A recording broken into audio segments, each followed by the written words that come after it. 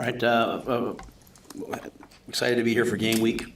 Excited to see the students start classes on campus. Before I get started, I want to wish all the local high schools all throughout the state good luck as they enter their seasons. We're obviously excited about the opportunity. We've worked very hard. Excited to play a home game. Excited to play UTEP. Coach Walden is a winner. I've known him since all the way back at East Texas Baptist, and he'll bring elite energy. He'll bring a dynamic offense and an aggressive defense. They've got excellent players, and so it's going to be quite a challenge. So we're excited about it. Excited about our team, and look forward to seeing everyone there.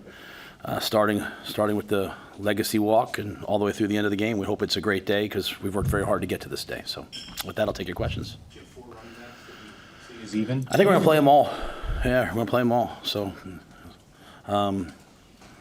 we kind of have different roles for all of them. And, Big Ten plays 4 weeks away. So I feel like I was hoping we'd be a little bit more dialed in on where they are.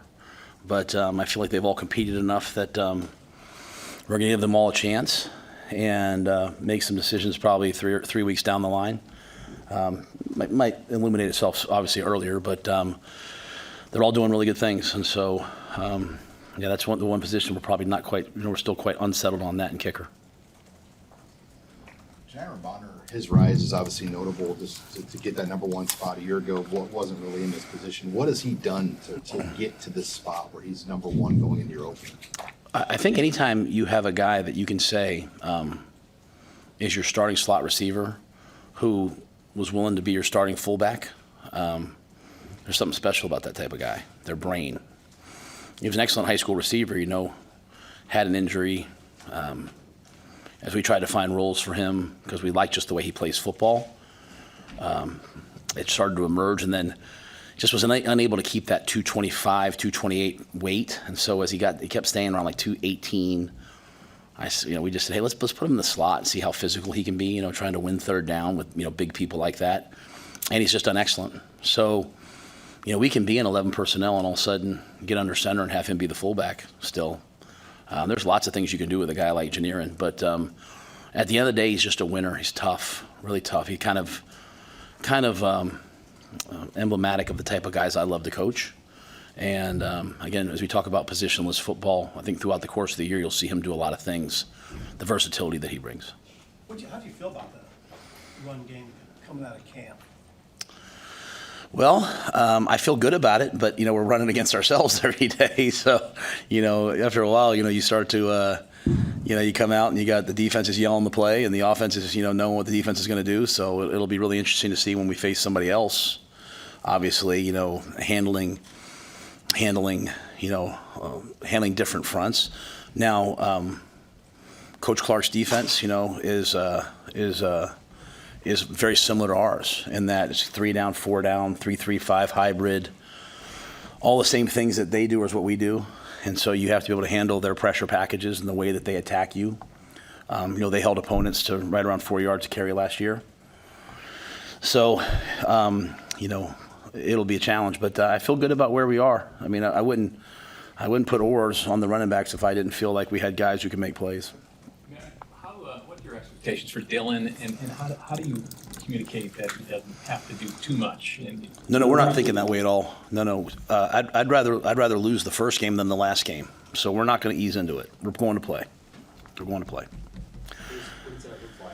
I mean, specifically strategy, but mindset-wise. Yeah, Dylan's going to play. He's going to play the plays, right? When we call drop back, he's going to go back there, take his drop, go through his progression. Just how we want him to play when he's a junior. We're going to start day 1 that way. We're not easing into anything.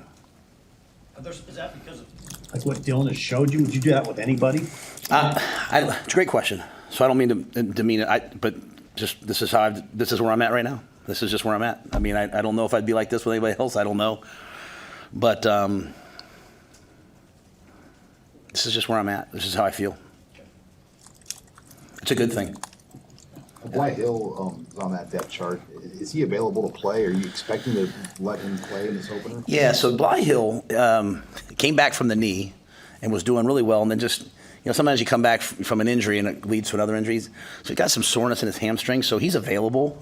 But I don't know how much you'll have to see how this week goes. So that was kind of an unfortunate remnant of this past week. Just some tightness in his hamstring. Nothing serious, but he's available. But I don't know how much he actually will play. So you're looking at Sierra Wright. You're looking at all those guys: Amari Sanders, Jeremiah Charles, Larry Tarver. All those guys will be ready to go. Henry Bukowski, he missed some time this camp. What's his status right now? He's back in the mix. I think he'd be available, kind of like Bly, on an emergency basis. Probably trending more towards sometime next week being truly able to go play a full game. Is there anybody else with the status like that? I'm not very good at that. I don't mean that. I'm sorry. I'm trying to think if there's anybody else. Gunnar Gatula is injured right now. So Gunnar's got an ankle. Has an ankle. So he's trending towards being able to play. Brody Tagaloa's. So I'd say Gunnar probably next week. I'd say Brody Tagaloa hopefully 2 weeks from now. Is there anyone else that you guys have injury-wise? I know it's been like 3 days, but an update on Tristan. Yeah, Tristan's kicking. He's in the mix. So we'll make a decision probably Thursday or Friday of who's going to kick. Malachi is good. Yeah, Malachi's healthy. Yeah, Malachi's healthy. He's just he had a groin, so he's just a little bit further down on the depth chart right now. You mentioned Baylor 2019 and how some of the things leading up to this season have reminded you, or you've chosen to do in a similar way that you handled with that team, like with the longer camp. And are there other similarities? And those 11-win team, I think are there other similarities? I sure hope so. Do you see some of those things, like just the maturation process of this team, their accountability, things like that you look for? Yeah, the hard thing is that was year 3. And, the team in year 2 figured out how to win. They got to a bowl game, and they won the bowl game. So, that's really, we haven't made that step. We haven't gotten to a bowl game and won a bowl game. So year 3 for me, there were a lot, it's funny, there were a lot of people thought I was, there actually was they were reporting on the news that I was leaving, taking the Jets job. And I was like, I'm not leaving here. I knew we were going to be good. I knew, those guys they were dialed in. So I think we have the same level from our older guys of accountability. It's just, learning how to win. It was a 53-yarder by a walk-on kicker to send the game into overtime against TCU. We had the ball 2nd and 19 with a minute left on our own 1-yard line, and Charlie Brewer took us 99 yards. We dropped the touchdown. So, we won 4 games in overtime or on the last possession. That's the secret sauce of where we have to get to with this team, right? But so that's why I'm not easing into it. I'm not going to just sit there and say, hey, Dylan, hand the ball off 42 times, don't throw it. Oh, hey, go win the game for us. I'd rather coach the mistakes now, and if there are mistakes, coach the mistakes, and then when the time comes, As excited as everyone is to play, how good has this team been at trying to kind of stay in the moment, not get ahead of itself through fall camp to this point? Yeah, they've been they have their own saying. That's not mine. They say one better, and I think they've done that. They try to get one better every day. I think Corey or someone did that, and they stick to it. Not everything's perfect, but and again, there's just a core group of veteran guys that just kind of make the thing go. So, I think you're going to have everyone who starts on defense, but maybe one guy is a senior. Is that correct? Or could be a senior. Still some COVID years out there, and some injury, but pretty much everyone's a senior, right? So when everyone asked last year, why is the defense so much further ahead of the offense? Well, there's a lot of guys on defense that played a ton. Well, now what you're seeing on offense is you're starting to see the guys who've weathered the storm. They're getting a little bit older now, so hopefully, there's that mix. So I think they've done a good job. How might the offense's growth open up Sat's play sheet a little bit after he was pretty limited last season? Yeah, at the end of the day, to me, offensive football is about getting the ball in the hands of guys who can make plays and letting them make plays. And really, I'll just go back to the running backs. It's really about when we block it for 4, we can't just get 4 anymore. We need 4 needs to become 12. Block it for 4 and it needs to go be 80, right? And so that's the step that we have to see.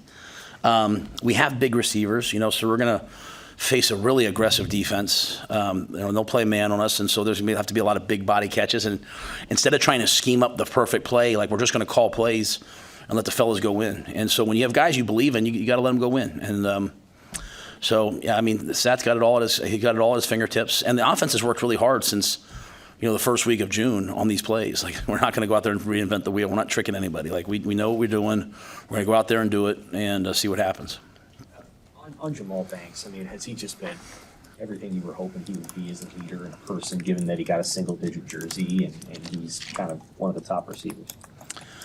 When he came in on his visit, both he, Miss Christie, his mother, a lot of times guys will sit there and they'll tell you their goals, and he was talking about nonprofit work and the things he wanted to do someday, and I hear that a lot, right? And he's one of the first guys I've ever seen, like, some guys do it, but to the level he's here to help affect other people. Like, there's not a day that I'm not blown away by his impact on other people. He just lives such a life of gratitude, and he is an amazing, amazing person.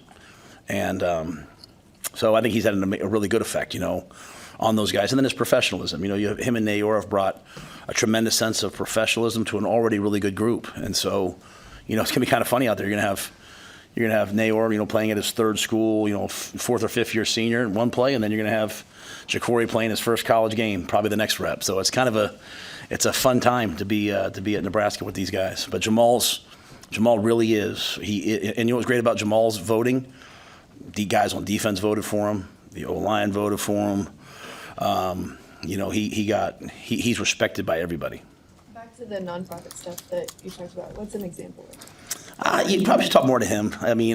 He led our team for us, though. In terms of what he's doing outside, but like for us, like he led our team in community service hours. He led our team in, we do our off-season points.